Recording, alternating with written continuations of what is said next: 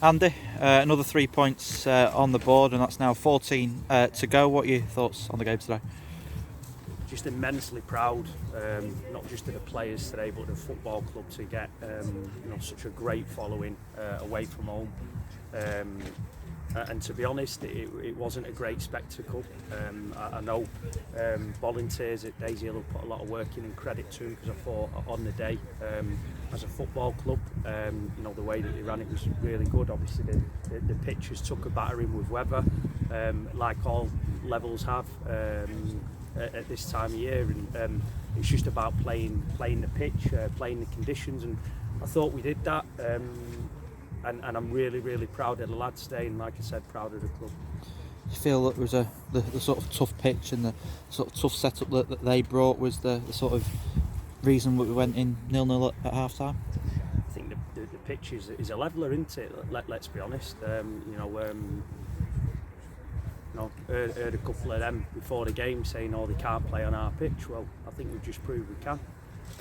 And I think we can play on pitches like this because we're very good footballers, and good footballers learn to adapt, and that's what we did today. But like I said, from the start of the season, it ain't about the players that we put out in the starting 11.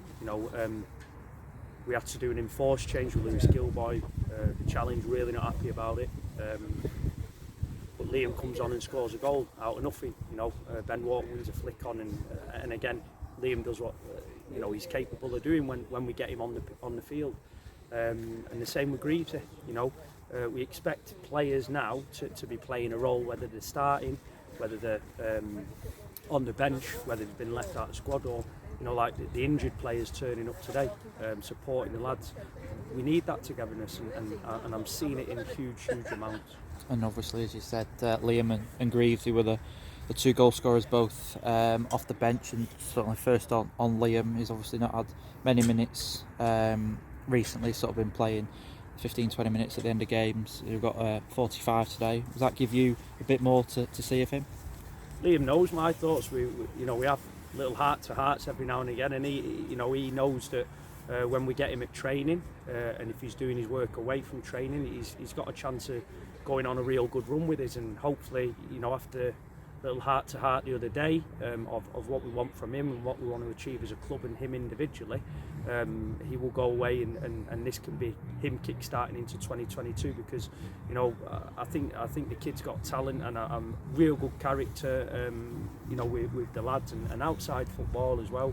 And I like seeing a smile on his face as well, because he's had a tough journey to where he is, and he's been at a much higher level, but he's just finding his feet outside of football, as well as trying to find it with us here at Bury at the minute. So definitely, and obviously Greaves, he got the second goal today, and the club's 100th competitive goal since that Greg Daniels penalty at West Didsbury and Charlton last September.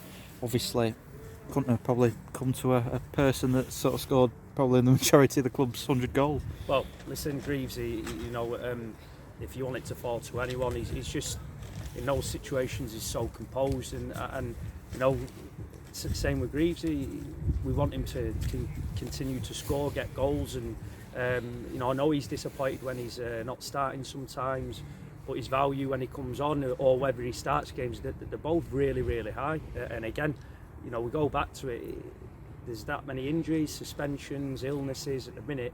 We need everyone to just accept the roles, which I feel as though he is doing, and to do what he done today, and it's fitting that he got the 100th goal.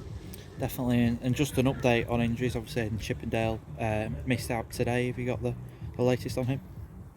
Well, Chippy's unfortunately he's had COVID, so he's not been anywhere near the squad for a while now. So that's the reason we've not seen him. Jordan Downing was the same. Obviously we've got Rounds, who's got one more game suspension, and Harry Brazell's close to coming back to the training side of things. Obviously we'll have to assess Lewis more tomorrow, which I think he'll go and see Alan. But these things happen, and that's why I'm immensely proud of the lads today, because we've had to ground that one out.